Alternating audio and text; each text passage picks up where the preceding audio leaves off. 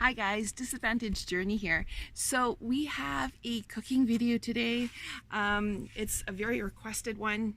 We have shown you clips that we make this dish quite regularly, especially in the summer. And it's just a favorite. So we're finally giving you the recipe. It's for our delicious beef ribs. We have some guests joining us this afternoon, and we're just gonna feast tonight. So we hope you like this video. If you do, please give it a thumbs up. If you haven't yet subscribed, please hit that subscribe button and click that little bell, just because you know we don't have a schedule that we put our videos out, which would help us probably, but health reasons we can't do it. So we hope you enjoy this video. Bon appetit! So basically, you know that sitting for long periods of time can actually be very, very hard on my back. So I don't like to do it. So lots of times I'm going to break this job up and do it in several little pieces like I am today.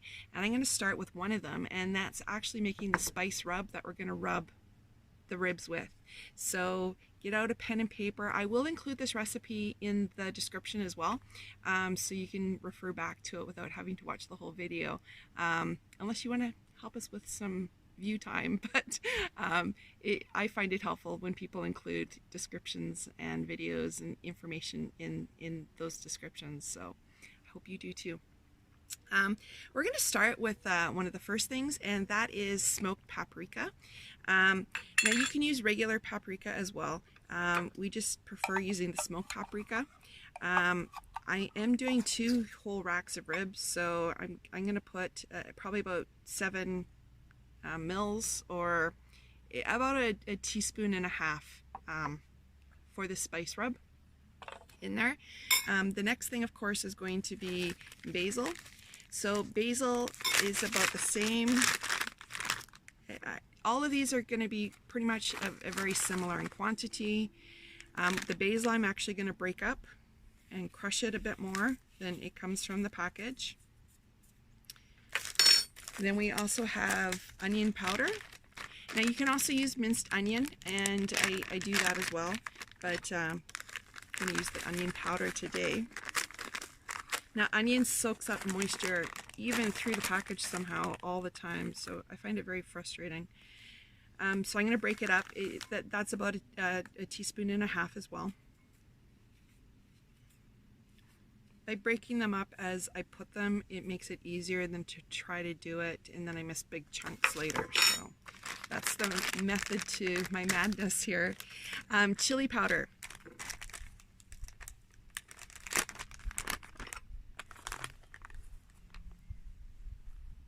Yeah, so about a teaspoon and a half. And oregano leaves. So this is going to be just like the basil. I'm going to measure it out, and then I'm going to further crunch the leaves a little bit and activate the spice.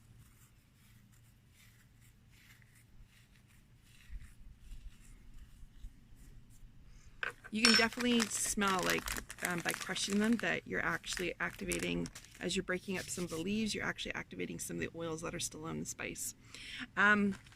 Now, this is something not everybody will use. We don't always use it. I am going to use it today.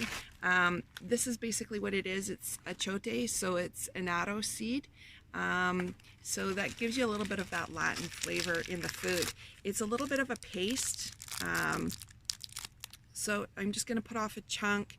This is probably about a teaspoon. And just break it up. But it does have a bit of moisture in it.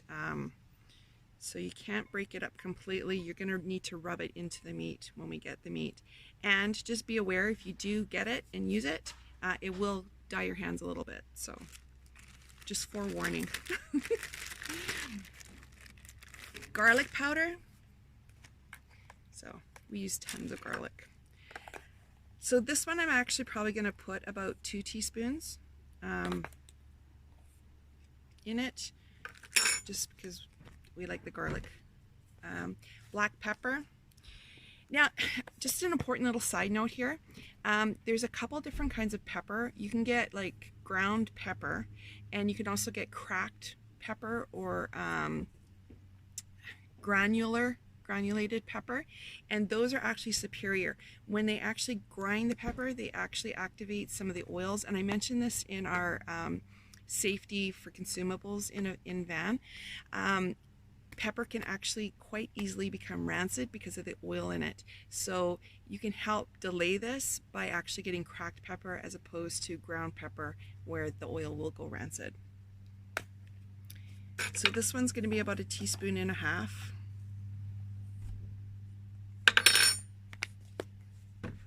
And we also use a little bit of cayenne pepper, but it's just going to be a couple shakes of it. So maybe about the equivalent of 1/2 teaspoon is what I put in there.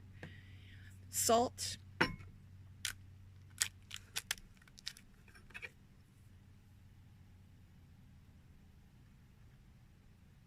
So about 1.5 teaspoons salt. We might be adding a little bit more salt later, but that's usually enough. And the last but not least is a little bit of liquid smoke. So because I've used smoked paprika in here, I'm actually going to use a little bit less of the liquid smoke than normal.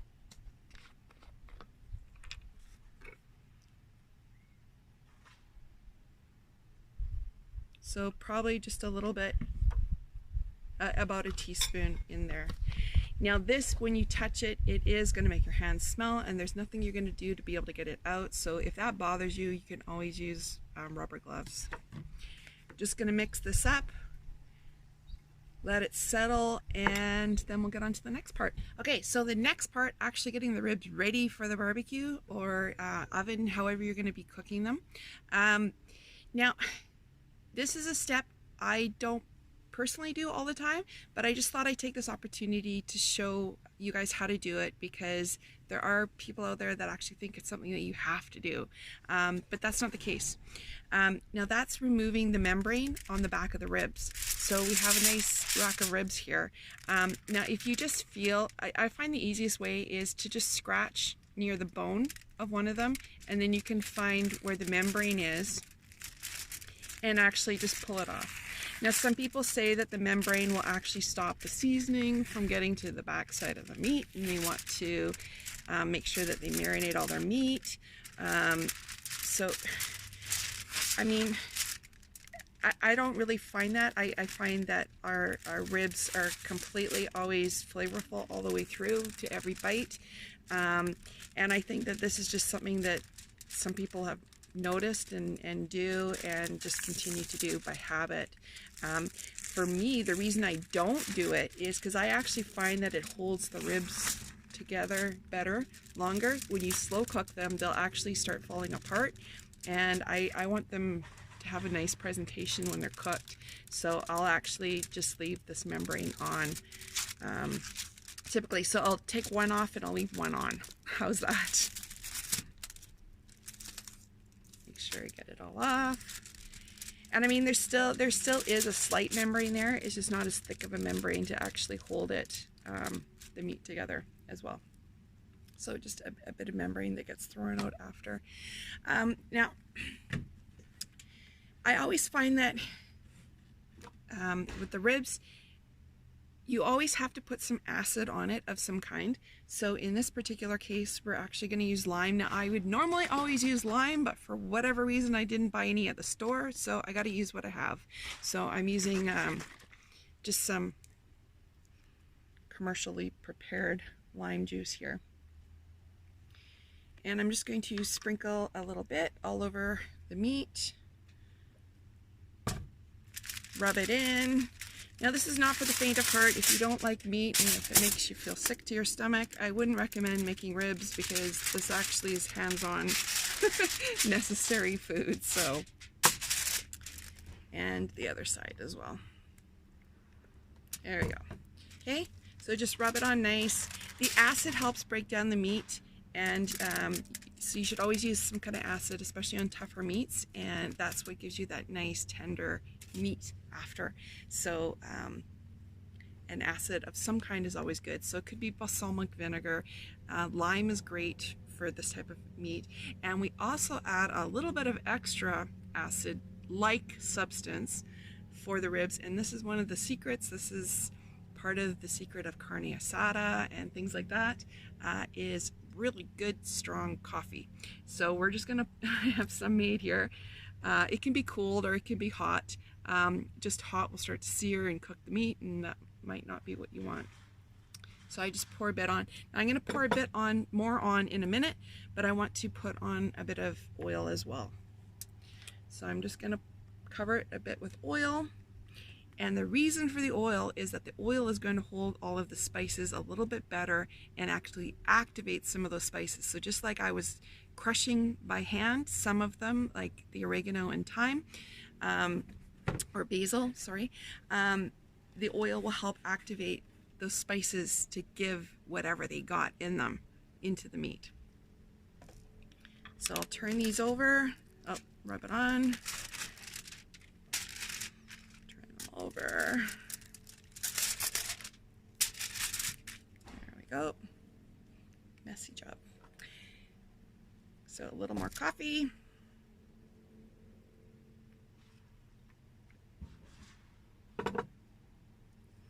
And a little more oil. I probably used about a quarter, maybe a little bit, maybe a third of a cup of oil. And that's just because like one of these is actually really, really thick. Probably close to 1.5 inches of meat. So I just want to make sure I cover it all really, really well. Okay, so now that we have all that in there, and I'm going to let this sit for a little bit before I actually put it in the oven. You don't have to. That's just my personal preference to let the coffee and the lime especially work on those things. We're going to take our meat rub that we made. I'm going to put half of it on the front.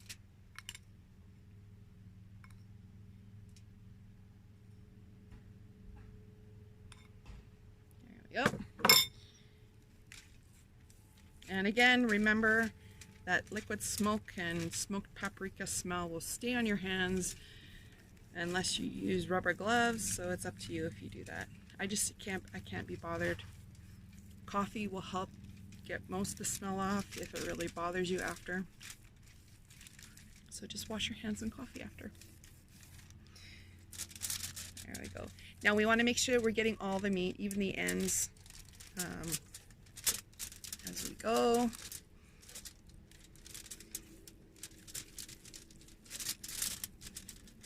When you see me look away, it's just because we have a few little chipmunks here and they're deciding to like fight. So I'm making sure they're not fighting on my feet.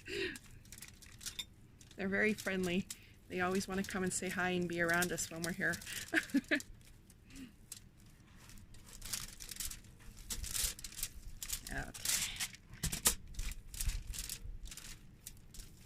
There we go. Looks beautiful. Turn it over. Some more on the other side. Now you're going to have some left over because I used half.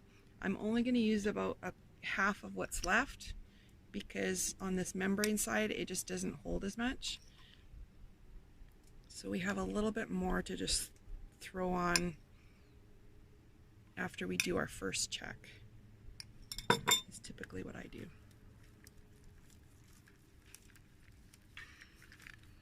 Now I was thinking too, this spice rub and stuff that we do, we have in the past when we lived in a house, made like large batches of it and just packaged it up into smaller bags. So that's also an option. Then you're not getting yourself messy and dirty and having to open up all your spice packages to do this every single time, especially if you're going to be using this for several times during the summer.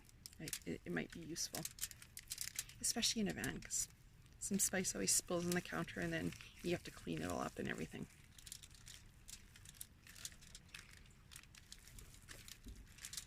Now this spice rub would also work on like other tough meats. And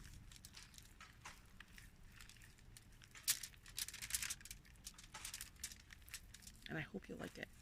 Okay, so that's it. These are all ready to go. I'm going to wrap them up in foil, let them sit for about an hour before we start doing the oven part.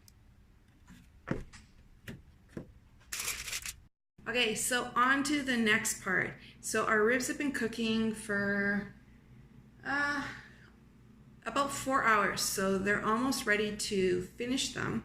And the way that we finish them is now we'll add the sweetness. So this is the mistake some people make. They try to add the barbecue sauce or sweet sauces, sweetness to it before they're cooked. But they have to be almost fall off the bone ready, and then you add the sweetness to them. So what we're gonna use is actually just simple brown sugar, and we're gonna use a little bit more acid. So like I would, again, use fresh lime juice if I had it, or pineapple juice is fantastic. It adds extra enzymes and flavors things even more and actually tenderizes it even more so. So we're gonna have basically a wash of sweet and acid that we're gonna put on the ribs, and then we're gonna let them cook for another half an hour. I'll show you the ribs in a minute, and then we'll go on to the next final step. So I've added about 2 tablespoons of brown sugar, and I'm just going to use a little bit, perhaps about 2 teaspoons of the lime juice, just to like liquefy the brown sugar. If I was using pineapple juice, I'd probably use about 1/4 cup. Mango juice also works fantastic, just in case you have that available. Okay, so I've pulled the ribs out of the oven, and we're going to add our brown sugar and juice mix. This is also known as glazing. So we're going to just open them up here.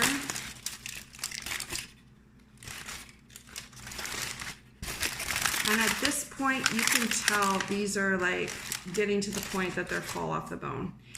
You can see that they've completely receded away from the bones. The bone ends in some cases are sticking out like almost 2 inches at the end here.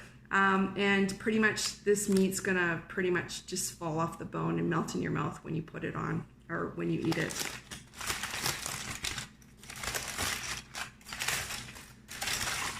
So that's what I was talking about a little bit earlier when I was saying I like to actually leave that membrane on because it actually holds things together just a little bit more.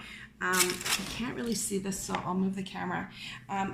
This is the rack that I actually pulled the membrane off, and as you can see, like completely, the meat's already fallen off the bone on this end one. So it is beneficial, I think, in my personal opinion, to actually leave that membrane on. It holds things together a little bit better and lets things cook nicely. So basically, I'm just gonna break this up. Literally, I'm gonna put half on one and half on the other. You can use a brush or whatever process you like. I just like to just throw some on. And then I'll take my spoon and go over it.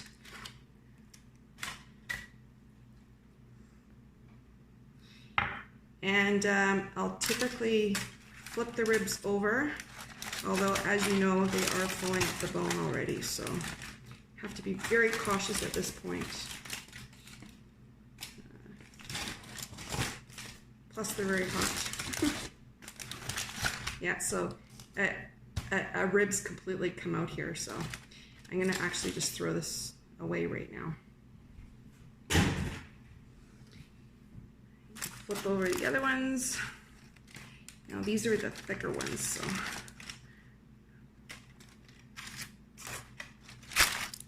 Oh, a lot hotter as they're holding the heat. Okay.